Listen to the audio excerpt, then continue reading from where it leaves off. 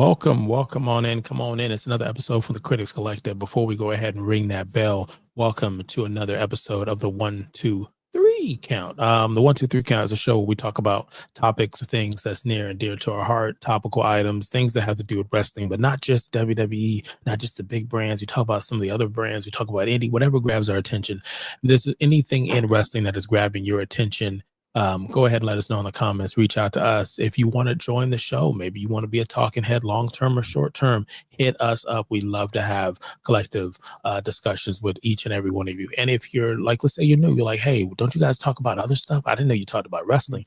We talk about video games. Right now I'm playing Arc Raiders. We talk about wrestling. Obviously, we talk about reality TV, independent films, big films, small films, streaming, television, books, food. We just talk. We like to collectively talk about stuff. And if you're that type of person, welcome on in. Now, this episode is going to be a special one. We're doing some stuff behind the scenes a little different. So we hope that you like the quality of what we're doing.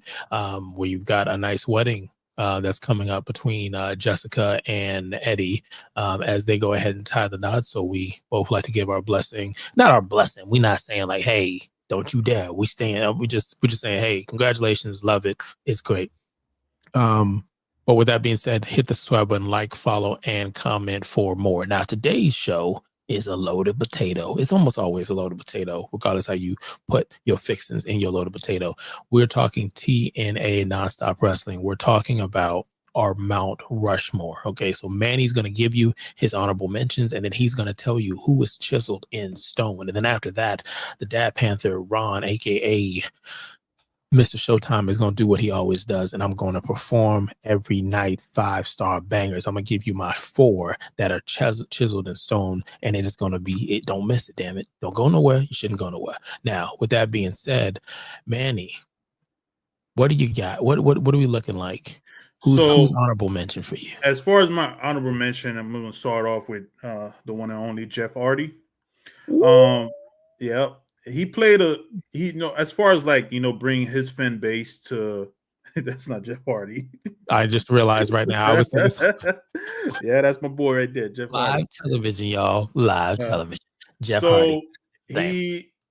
He played a big role as far as TNA game viewers, but unfortunately, even though he had some strong matches, and due to personal issues, personal demons, it kind of ruined his his reputation with TNA, and not necessarily ruin it, but kind of ruined his role run throughout TNA when he jumped over there. But to continue with my honorable mention, we're going to jump in with Christian. I would say, when it comes to mic work, it is probably one of the other wrestlers I would say is one of the best in the mic that had a good run at TNA. And I would say that probably one of his best work since he left WWE. And he has some great main event matches when it came to, TNA. And his heel run during his TNA time was pretty good. And the next person I would say would be Sting. You can't talk about TNA, Sting being everywhere, but Sting, as far as, him avoiding WWE, and when he signed with TNA in 2006, he became probably one of the top stars over there. And he was, as far as, again, another one when it was in Spike TV, helped with the viewership over there. So not much to say about Sting. And the last one I'm going to say again, and most of these guys, it's just mainly their mic work when they were in, of course, their matches. Of course, Samoa Joe. He had, as far as booking, there was some inconsistency when it came to Samoa Joe. But overall, he became a standout with the fan and his matches. And of course, again, Samoa Joe with the mic work, where he was just railing everybody when it came to the mic. So that's my honorable mention for that. All right. So honorable mentions for TNA is set up. Who do you have if we're chiseling the stone and we doing it and it's forever? Who do you have up there? Up there, I'm going to start off with Gail Kim. Okay. Before she came to TNA, I feel like WWE dropped the ball on her, because when she came to TNA, she had like a huge success, and she became the first knockout champion. And it shows her talent. Like, and one thing that WWE missed a lot on when she came to TNA. So, of course, Gail Kim, women division TNA. My next one is gonna be the Abyss. Probably one of the best heel run. He had some great matches with Jeff Hardy and of course AJ Styles during his run at TNA. So, and now I believe he's a booker at TNA, but probably one of the better matches. Remind me of Kane and Mankind. I knew you were gonna say that. I knew you were gonna say that shit. And of course, you can't talk about TNA. You don't talk about Kurt Angle. No, he doesn't like to be called that. He doesn't. He was at the prime. He was prime Angle, is what I like to call it. And he was a beast TNA, and some of his beast. Like some of his high flying moves, like you didn't get to see for a while. And he was especially jacked up Kurt Angle during TNA run. Crazy matches overall. Great performance. And my number one Mount Rushmore pick was, of course, going to be AJ Styles. He built the house, and you can't deny it. Can't have. I hope when he retires, he gets that final exposure when it comes to TNA. And coming from as a veteran, like where you have Kurt Angle, Christian Cage, and Bobby Ray, who I didn't talk about, but there's no you say TNA, first thought that comes to mind, AJ Styles, and again another high flyer, great matches memorable matches with some of those wrestlers, or I would say Kurt Angle, Christian Cage, and I would say he's one of those guys that put TNA on the map when it came to a wrestler as far as TNA goes. All right. So you just got a chance to hear and see Manny's honorable mentions and his 4 for the Mount Rushmore for TNA Nonstop Wrestling. Now, for TNA, that's been around for almost 25 years, I think 23 on books. I would say probably some of the better runs, if you're new to TNA, 2004, 2005, 2006 to 2012, 2022. There were some moments where TNA is out there and they were putting together some really good, not just matches, but storylines. Some of these super clicks that they did was really cool. They had moments where I remember, I can't remember now, Jay Lethal and Ric Flair. Jay Lethal comes out. Woo, woo, woo, woo, woo, woo, you gotta be the man. Woo. And they were just, if you haven't watched TNA, just start with Jay Lethal and Ric Flair. You're watching the guys in the ring. Try not to laugh. You're watching Ric Flair, the legendary Nature Boy, try to keep character as Jay is giving probably one of the best impersonations physically and vocally of Ric Flair. Woo! That's going to be something. But I'm going to go ahead and get into this with my honorable mentions. Again, this is great for wrestling. If you're a wrestling fan, you want more divisions, motherfuckers. Stop dissing other wrestling. Okay, you're sitting there saying, I hear somebody, they just did All Elite Wrestling Blood and Guts. It was yesterday, which I enjoyed, that pay-per-view. And they're like, oh, WWE created War Games and they use it. No, it wasn't. I believe it was Dusty Rhodes that created it. He gave it to the promotion. I can't remember the promotion right now. The one that was before it was, I think it was Crocker, before WCW, but gave it to that promotion, and Cody worked to bring that in, and the WWE has done their things, and it's different. Damn it, like wrestling. It helps the wrestlers being taken care of financially and contracts and insurance and shit. So love more fucking wrestling. But yeah, TNA was just different. The ring was set up different. They had the X ring and it was just wow. So honorable mentions for me, I'm going to go ahead and start off with Gail Kim. Gail Kim, gorgeous, but in the ring, a motherfucking pro, a tech that made me think of Bret the Hitman Hart. Her views of what she talks about now about wrestling, even though you might not agree with all of it, it's some of the better takes that she's having on where wrestling is now.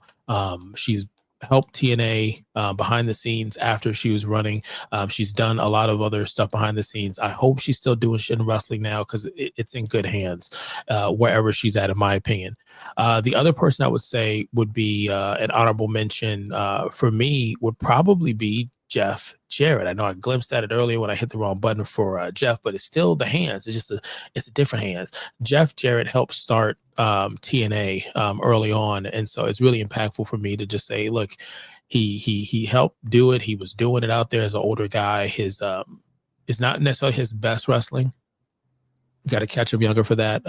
It's in the WWE. There's an in your house match. I think it's the Intercontinental match between him and Shawn Michaels. My goodness. Like JR would say, my God. If you haven't checked out that match, Jeff Jarrett, Shawn Michaels in your house. It's a motherfucking ball burner. Anyways, Jeff Jarrett is on my honorable mentions list. Another person that's on my honorable mention is Abyss. Abyss, yes, you can't say Abyss without saying Kane and The Undertaker, because it's like you merged them together in a way. But I felt like, and I don't remember the individual's real name, but I felt like Abyss did a really good job of making it his own and being a big guy who can fucking move and go. It always gave me little sparks of All Elite Wrestling all the time when I saw him. But I believe right now he's either a booker or producer for the WWE. So he's still out there being impactful, doing stuff. I believe he's in the WWE. And I believe there was a recent spot or something. I don't know if it was when it came down to, no, I'm thinking about Billy Kidman and the Rey Mysterio and the belt and all that other stuff that's recent. But anyways, Abyss. If I had to pick another honorable mention, I want to say that's it. I'm just gonna get into my Mount Rushmore. So for me, Mount Rushmore, this is who I have setting up my Mount Rushmore. No particular order. AJ Styles, man. I remember AJ with that short haircut, the shorts that were split with the two colors, black and red, or whatever color he was doing. High flyer. He was one of the wrestlers that I just felt like Shawn Michaels. I felt like, man, if there's somebody who can go toe to toe with Shawn Michaels, and it sucks we never got a match with them, kind of one in their prime and one used to be in their prime. We didn't get that match. You got video games and for that. Ask AI. I don't know, but AJ Styles, and even on the point of it, that as a performer, the conversation is AJ Styles is probably, and it's crazy, I'm saying this shit live in this recording, AJ Styles is probably a better in-ring performer than Shawn Michaels, and understands the philosophy that a lot of times when you get the indie and the new wrestlers, the younger ones, they're not doing the psychological like Dom is. Dom is still doing it, but not everybody's doing it. And I would not feel bad saying over and over again that AJ Styles collective body of work better than the Heartbreak Kid, Shawn Michaels. The other person that I would go ahead and put in there is Prime. I like to call it Prime Angle. Prime Angle. He was fucking ripped as he got older. His wrestling was great. His in-ring psychological warfare was just on fucking point. He risked his life and his body to do these fucking moonsaults from the top of heaven, it felt like. So I hope we're giving him his flowers. The other person I would say that I hope is getting some flowers is Captain Charisma. I still say to this day, outwork everyone. What Christian was able to do after being side by side with Edge, and some would say in the shadow of the Christian and Edge, with the Dudleys and the Hardys, and just what SmackDown and Raw was doing at that time. And for him to leave and do his own thing, a lot of wrestlers try and it doesn't work.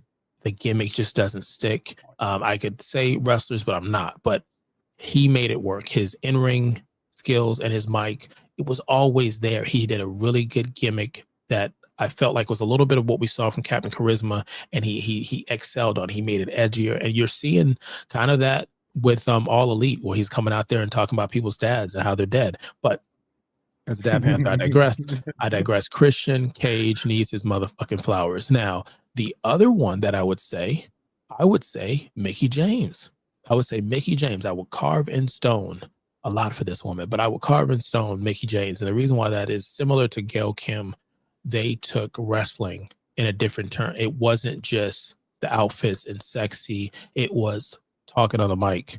It was wrestling in the ring and being able to hold your weight worth gold with the guys sharing that screen time. And I think what they were able to do, Gail Kim and Mickie James, what they were able to do, I think is why we have a new look in the WWE, whether NXT, Raw, or SmackDown, All Elite Wrestling. I feel like those women, as well as other women that were there as well, they paved the way to kind of have that. I wish I could have a list of a lot of women in wrestling right now that have done that, but that's it. That's TNA. That's our Mount Rushmore. It's a mixture a little bit, and some of these we had the same, and some of them we didn't.